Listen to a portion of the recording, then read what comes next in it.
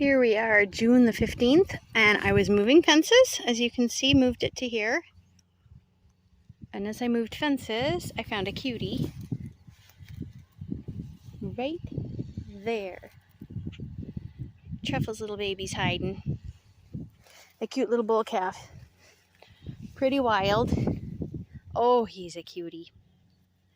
I know, you gotta call your mama? And she will come and she will lick me because she likes me. Got lots of good feed here. I have been soft and I let the cows go back to where they want to stomp with the flies, because the flies are pretty bad. With this being the third year of drought, everything is weird. I'm missing grasses that are normally here. Like if it wasn't for alfalfa, I would have no forage because the grasses aren't growing, and thistles everywhere, filling in where the grasses were. And that's not unsurmountable. That's not really a huge deal. It's just thistles, and thistles are there doing something protective, whether they're filling in for the grass that was, really high last year. The grass is dormant. I don't know. I'm moving the fences fast, letting them be picky. Normally, I would mow thistles, but I'm thinking to myself, they're here for a reason this year. If they don't fill in the areas, what is going to fill in the areas? Because of drought, I'm letting them trample more than normal. I'll just butcher more. I'll feed the grass. I'll feed some hay. I have extra hay. But I'm going to move the cows and let... This was moles and gophers. The cows are just spreading the hills for me. Oh, they got my milkweed. But anyway, here you can see a lot of thistles here. Normally I'd come through and do a quick mow over the thistles so they don't spread. Mainly because it bothers my neighbors who are farmers. They think that I'm the reason there are weeds in the world. And it's not true. I keep on top of thistles and such. But I usually find either tent worms come and eat them to the ground, or something ends up happening. This balance when I don't worry too deeply, but I'm very willing to mow them before they go to seed. And I might do that, but I'm very curious to see, what are they doing here after 3 years of not having them? What are they doing? What are they healing? What are they mining? Maybe they're mining some minerals, bringing some stuff up. I moved from here all the way up to the fence up there. Sorry, by Old Blue, the truck Old Blue. Everybody's looking good. Mocha had a little bull calf. Marcy had a little bull calf. The others are coming out. There's 43 cows here. They're doing well. I normally would have a back fence right here. I let the cows go back thinking they might want to go into a shed. But anyway, we're going to walk this direction. Hopefully the wind isn't so bad that you can't hear me.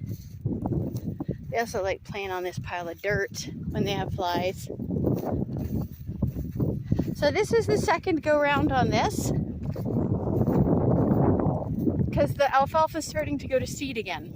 Not seed, starting to get into 30-40% flower. So we will take the tips off and then move them over to let them trample it after they eat it, and then move them over to the sandpoint. I moved the back fence up a bit. It needs to be moved more. I'm trying to gauge how hot this fence is and if I'm going to get zapped. All right, so there's a unique line here that I need to... Here is where I did not. We grazed to here and then we skipped this and moved somewhere else, so we're grazing uniquely. You can see they were here, now they're here. I'm sorry, they were here and they have not grazed this the second time around. This was looking very stressed mid-May. as you can see, there is just so much ground showing. Even though we only grazed it once last year, we didn't hay it. The ground just baked. This is where we had the cows grazing, not grazing, I guess bale grazing. You can see the bale areas. The snow was so deep, they couldn't reach the thicker, taller bales. Oh well, what can you do? Anyway, you can see a progression of things growing. Oh, now I have wind. You can see a progression of all of the grass recovering. So here we go. I don't know how easy it is to see. For example, this tall one, they mustn't have grazed the first time around. You can see the what looks to be dead stalks is protecting the soil.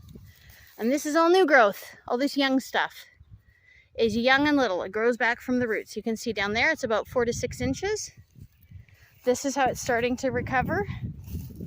We had them trample it to protect the dirt because the grass did not grow. And then I'm going to take you to where they were up until 3 days ago. And here you can see it too. This is all fresh stuff. It usually takes 2 to 3 weeks to grow up through that. And if you look here, even though it's thick, way thicker than I normally would do because of our snow, the alfalfa is growing up through it. Very, very, very doable. And here it's looking better than before because of the ground cover. The alfalfa is growing back and through. But you can see it was taller there, a little less tall. And it's because that has had a longer recovery period. And this has had maybe a week and a half to 2 weeks. And then we're going to take you. This, they didn't graze so well. And this was beastly. It was 98 degrees for many days. The water overflowed there, so we have to cover it with some grass soon. I'm sorry, with some hay. All right, hopefully the camera shows you how this is working. You can see the litter covering the soil. This is to protect our poor soil during this bad drought. So we let them graze the tops. We let them trample 60 to 80%, a little bit more than normal. And now everything, including the little bits of grass, everything is growing back through all the litter. And no, they didn't do an even job. That's okay. This stuff, taller stuff, it'll go to seed. That's okay. You know, this tiny little bit of, you know, hither and yon going to seed. Like this, for example, right here. We'll get some seed spread. It'll be okay. Some years I would be obsessed with coming through with our big mower and mowing it off. I don't even want to put that kind of weight on these fields right now. Because look at anywhere the ground is exposed is cracking already. June, I tell you. All right, here is probably only 6 days recovery so far. But it's growing up and through here. People that don't graze alfalfa wouldn't be used to this look, and that's okay. It's a little bit of a different critter. You can see the greener patch here. That was during an extremely hot period where the cows didn't even want to graze. They were just standing right there stomping and not wanting to graze. And the really long stuff back there, that is protecting trees right now. We've got 4 rows of trees planted back there doing really well. So yeah, you can see this stuff's only 3 inches, 4 inches tall.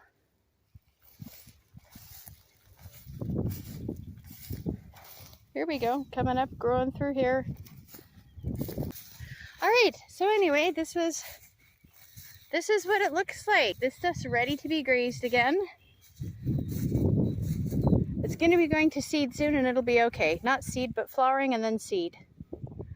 So we'll move them here next. That entire field will be the last thing we graze before we move back. So we've got maybe 10 acres here and 8 acres over there. So we'll do the sand void, which is way on the other side of the property. And then we'll come back here, graze here, up and over the hill. And then we'll graze there across the property and then go back. Anyway, that's the plan, and that's how land looks.